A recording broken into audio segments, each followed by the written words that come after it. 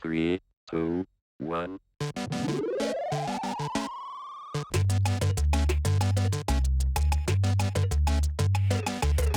You are listening to the DBAD movement. This is the Don't Be a Dickhead podcast with me, John Gilbert. Me, Ian Thompson. And me, Alex King.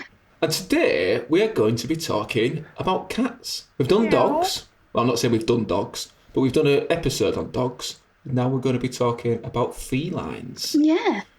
So I believe they are they the most populous pet in our country, Alex? Well, there's 24% of UK adults have a cat. So there's an estimated population of 10.9 million pet cats in the UK. I think they're just under dogs. I think dogs are about 26% of UK adults have dogs. How many wild cats do we have in the UK? Wild cats in the UK? I have no idea. It said there's 10.9 million pet cats. I bet there's more wild cats than there are wild dogs. Yeah. Significantly more. But you often get cats just get lost, don't they, and go and find somewhere else to live and just go around other people's houses and things. Yeah, they don't really give a shit, do they? And I do think that's the thing, because when we've been doing the research on this and calling out to the community, when we did the episode on dogs, people were like, oh, dogs. Dogs are lovely, but aren't they a bit of dickheads sometimes? But then when you say cats, they just go, yeah, dickheads. Yeah. Some people have just said cats are just dickheads. But I think they're sort of lovable dickheads. Yeah. Like me. Yeah, well, Pippa Clarkson, she said cats will bully dogs. They said, we used to come downstairs to find my dog squished up in the cat bed while the cat was living it up, sprawled out in the dog bed. The dog had a save me look in her eyes. So maybe that's why.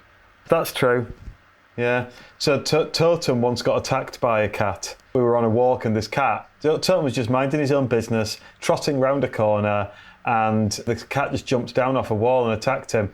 But it wouldn't go away. Totem was scared and ran behind me. And I was trying to get rid of the cat, kicking in its general direction, but not at it, just around it. And the cat just wouldn't go. It was hard as nails. It was willing to take both of us on. The cat probably didn't appreciate that you were choosing not to kick it, and it probably thought that was your actual fighting style. Maybe it did. So maybe it thought, well, the dog's a wimp, and this guy, humans are supposed to be scared of him, but, have you seen how he fights? This guy's got zero coordination. But let's come to the assumptions. So Pippa's story there, right? We used to come downstairs to find my dog squished up in the cat bed while the cat was sprawled out in the dog's bed. Right, how do we know that it was the cat taking the bed and wasn't the dog taking the cat's bed? Because the dog had a save me look in her eyes. But the dog can't really communicate in that sense. It just had puppy dog eyes, which is what dogs do. And as we've discussed on a previous episode, is purely about evolution, because they don't really like us. They just want to sponge off us. Not a popular opinion. I've lost my colleagues on the show now. I've lost my co-hosts. Oh, dogs, aren't they lovely? Anyway, we're talking about cats. Joan Pearson's also had an experience with a cat. She has. But my cat shat in the tumble dryer. Couldn't quite figure out where the smell was coming from. Melted cat crap all over my washing. Beat that dickheadery.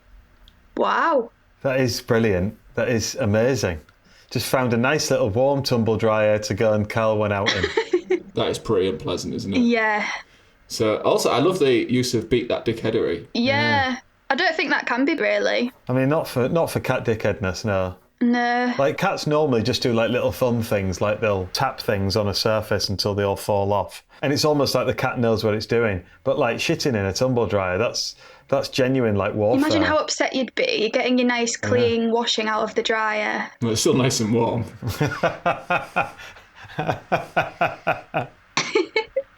Emma Chloe's been in touch again. Every house I have ever lived in since I was 18 has had a cat sneak into my house in some way or another. I love the some way or another, they all do it in different ways. The worst incident was one night when I lived in an upstairs flat during summer and had my bedroom window open. I woke up to a cat stood on my chest and staring at me in the face.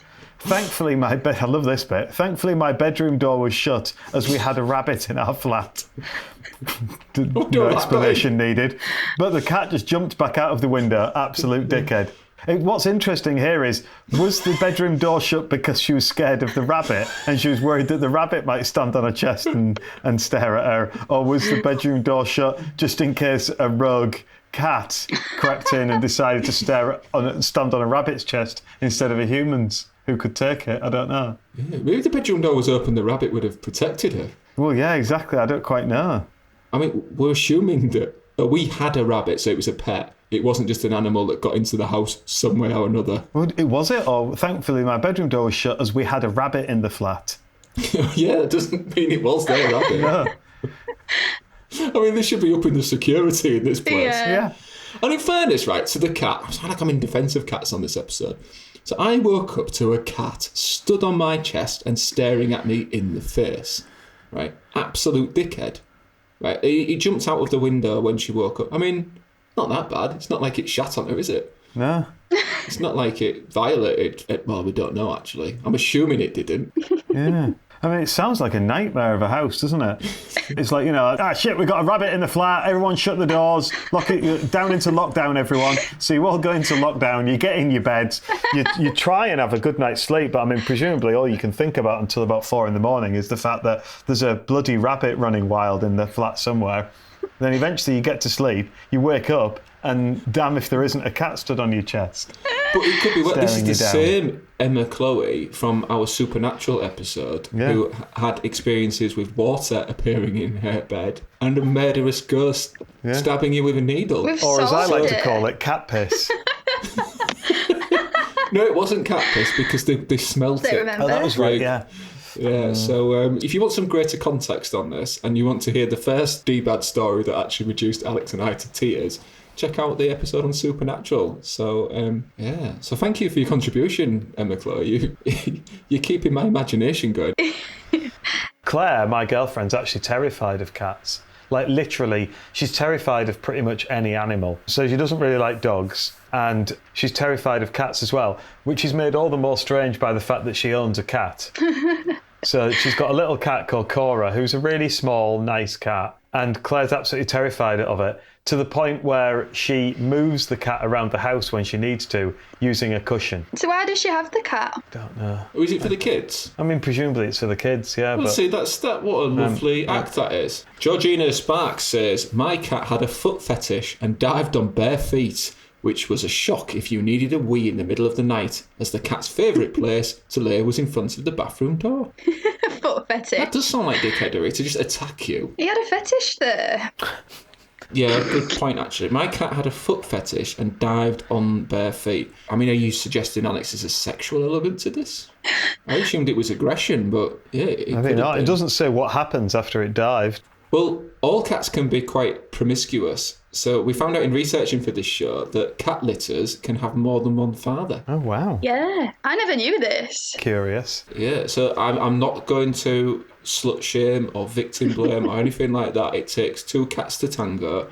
But what happens is that when a mummy and a daddy cat get together, the sperm gets like all clogged up inside the lady cat. But because the eggs that she produces through her feline fallopian tubes can stay alive for 24 hours, that different sperm from different cat ejaculation exercises from different cats means that there are multiple ovums available for the sperm. So in theory, she could have 8 kittens with 8 different dads if she had a really big night. Wow. I mean, the word clogged up. Yeah, I mean, that was a real low point in that science lesson, I'll be honest.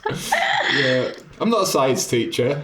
You might be able to tell. What I do is, instead of using the right word, I adopt like a condescending tone, as though that maybe what he's saying is quite intelligent. I mean, it's not. But that's my defence strategy. Wow. That's amazing. Yeah. So yeah, cats, they're right, like, I don't know, rabbits. Yeah. I mean, the biggest cat in the world is the liger, which occurs when a lion breeds with a tiger. Yeah.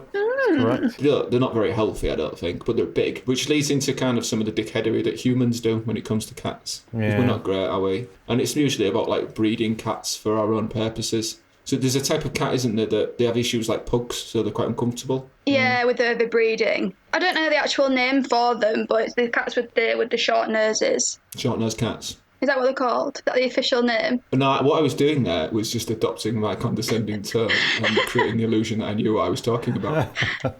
Sounds legit. Yeah, I mean, humans will just spoil any kind of animal when we're given the opportunity. Yeah. You don't have to look much further than like the big cat stuff in America. Yeah, so an article in The Guardian says that there are between 3,200 and 3,500 tigers remaining in the wild, and around 5,000 that's kept in captivity. In the US. In the US, yeah. That's insane. I mean, I take it we're to adopt the position that that's negative and we've taken cats out of the wild rather than the US are keeping the species alive. Well, so I think there's a couple of things there, isn't there? Because you do get some where they're very endangered, and yet like zoos and things like that do very well in actually trying to keep the population moving and whatnot. You know, they do quite a bit of conservation work and things like that. Yeah. But then I think 5,000 in captivity in the US, I think that's because a lot of them have gone to like either private zoos or like smaller private zoos or even just private homes. People like Mike Tyson. Tiger King, the documentary. Have you both watched it? Yes, I've watched it. Yeah, it's really good. As far as documentaries go, it's good. I enjoyed it.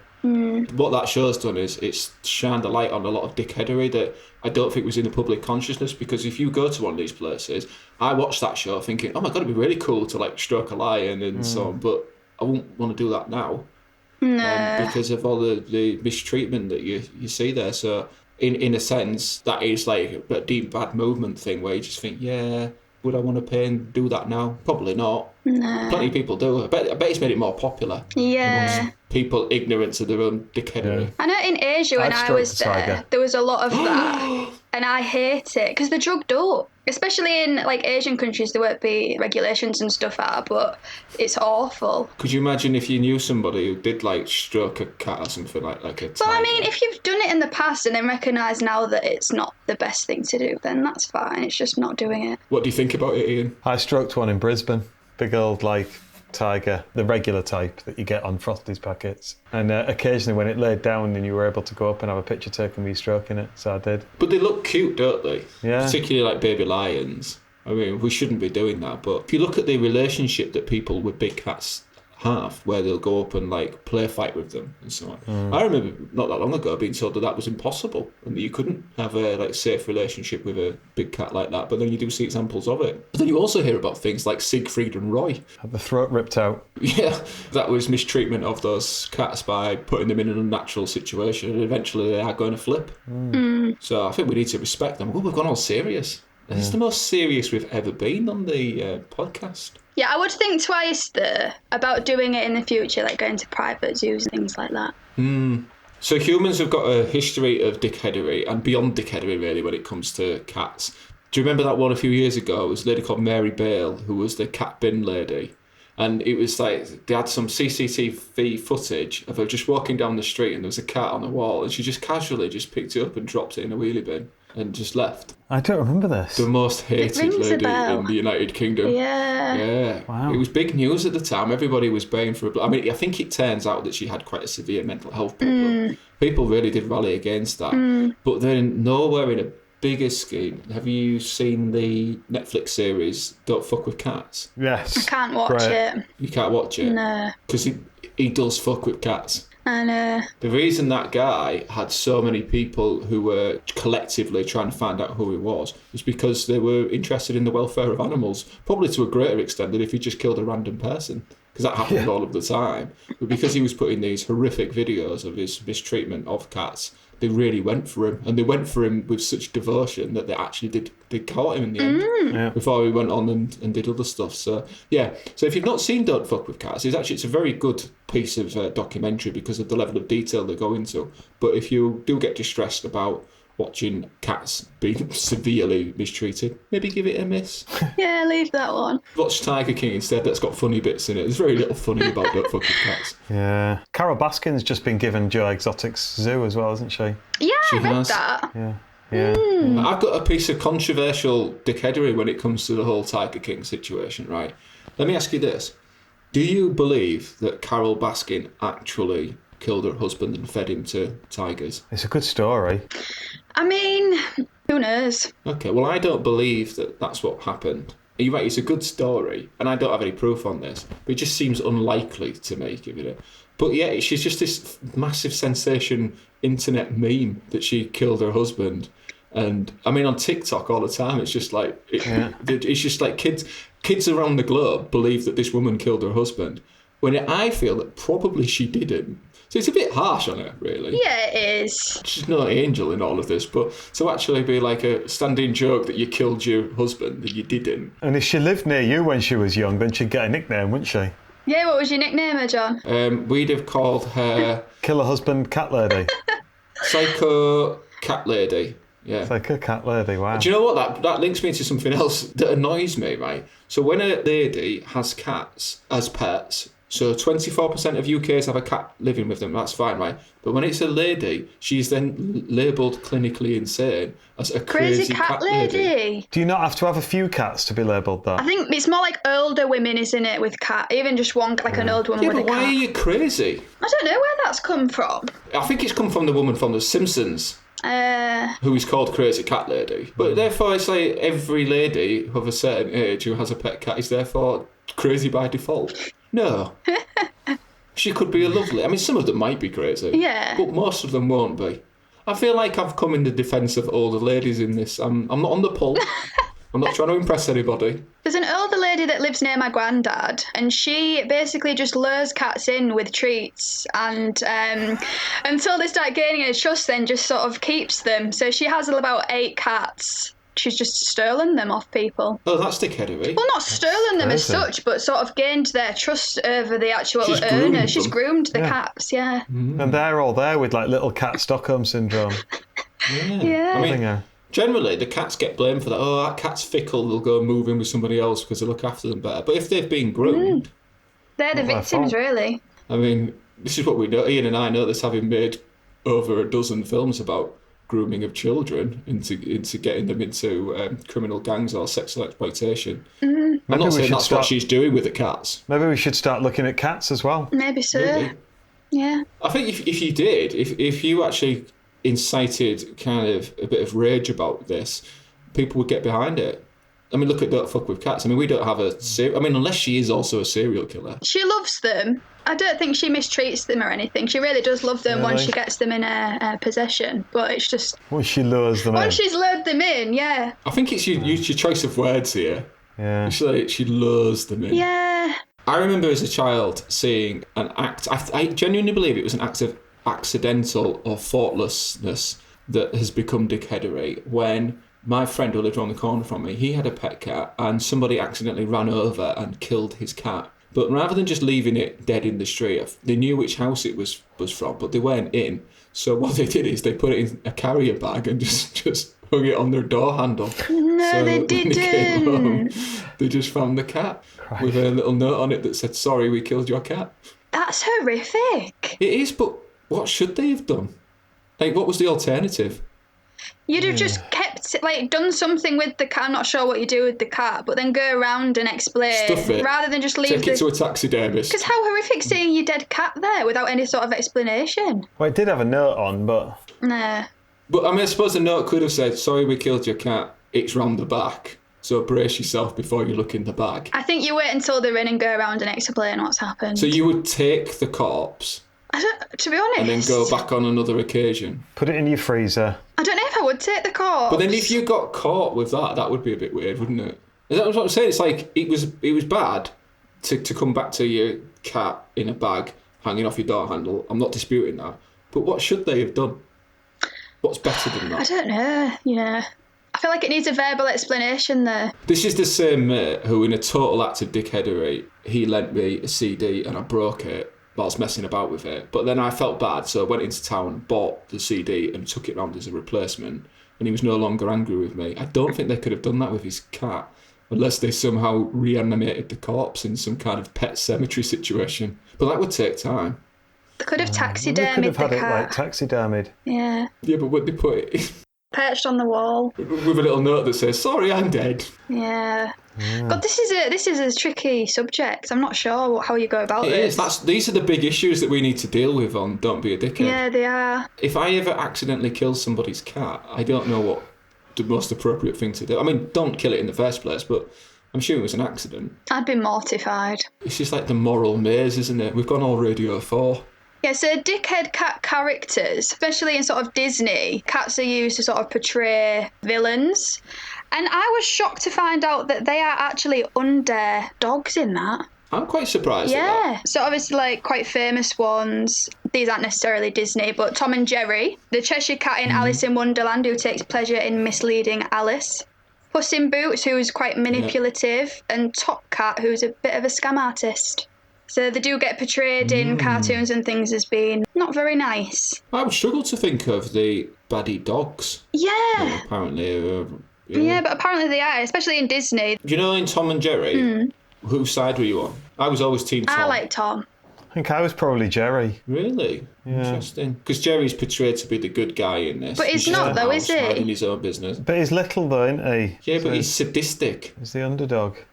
No, he's... Or undermouse. Yeah. He just always makes him look bad, doesn't he? Yeah, Tom was just doing his job. Yeah. Because if Tom didn't do a good job of eliminating the mouse, then he would have been replaced or euthanised or just left in a carrier bag on somebody's door handle, presumably. Aww. He was only doing it for his own survival, Ian. You don't seem that engaged in wanting to come into the defence of Jerry. Well, no, I just no, I can't remember that well. It's just I remember liking Jerry more just because he was smaller. But I'll be honest, I don't remember it that well. Okay. Okay, in that case, I won't give you a hard time about it. Seems only fair. So the issue when we talk about cats being dickheads is because we're anthropomorphising them. So we're trying to judge them by our own standards. And I think one example of that is people think that cats are really sadistic when they do that thing where they're playing with the food. So if a cat catches a mouse or a frog and then brings it in the home, do you know why they do that? As like a present for you, don't they? Well, so sometimes it's that, but sometimes they keep it for their own good and then they eventually do kill and eat them. But why do you think that they've got them for so long? It's because they want a friend. No, it's actually an evolutionary instinctive thing. So what they're doing is if they've got a little mouse and they're like a mouse is trying to run away and the cat keeps blocking it with its paws and it looks like it's just like, ha, ha, ha, ha, you can't escape. And it's like some kind of like Roman emperor who was just made a slave fight a lion or something. It's not that at all. It's what they're doing is they're trying to exhaust the creature to make them less of a threat, because the way that a cat kills them, it bites them in the spinal cord. But a mouse or a rat or something like could still bite the cat in the face and pose a bit of a risk to it. So what they do is they wear them down and then they go for a safer kill. Really? So it's not actually that they're being dickheads or that they're being evil. That's just what they do from a preserving their own face perspective. And when they bring a present in for you, so that like, oh, look, do you know they just like drop a mouse or a frog or something? Do you know why they do that? No. Dickheads? Dickheads. No, it's not because they're dickheads. In fact, it's almost the opposite of dickheadery. What they're doing is they're worried about you because they haven't seen you killing and eating any animals. So they bring it to you because they think you need the practice. So they're actually trying to preserve you. Yeah, they bring it for you so you can have a go at it. I'm not down with that. Who wrote at all. this? I've never had a cat. I feel I've come to the defence of cats, Ellen. If that's true, that's really sweet. So therefore, what we need to do is be maybe a little bit more tolerant of cats. We shouldn't be taking advantage of them just because they're big and powerful and beautiful. They are special creatures, intelligent creatures, rare, endangered creatures that we shouldn't be having our photograph taken with them in Brisbane Zoo. Maybe we should think twice about anything that we've done historically there, particularly in a time where people's history is coming back to bite them in a greater way than ever before. So that's us and cats. Yeah. I feel like it was a really condescending way to wrap up the show, but that's the ending that we got, folks. As I don't have a song to perform on this episode. If you've enjoyed it, then please go to your podcast provider, like, share, and review. Do that. So thank you for... Fucking little cheerleader at the bottom there. So this has been the Don't Be a Dickhead podcast. Even. I've been John Gilbert. I've been Ian Thompson. I've been Alex King. And remember, don't be a dickhead.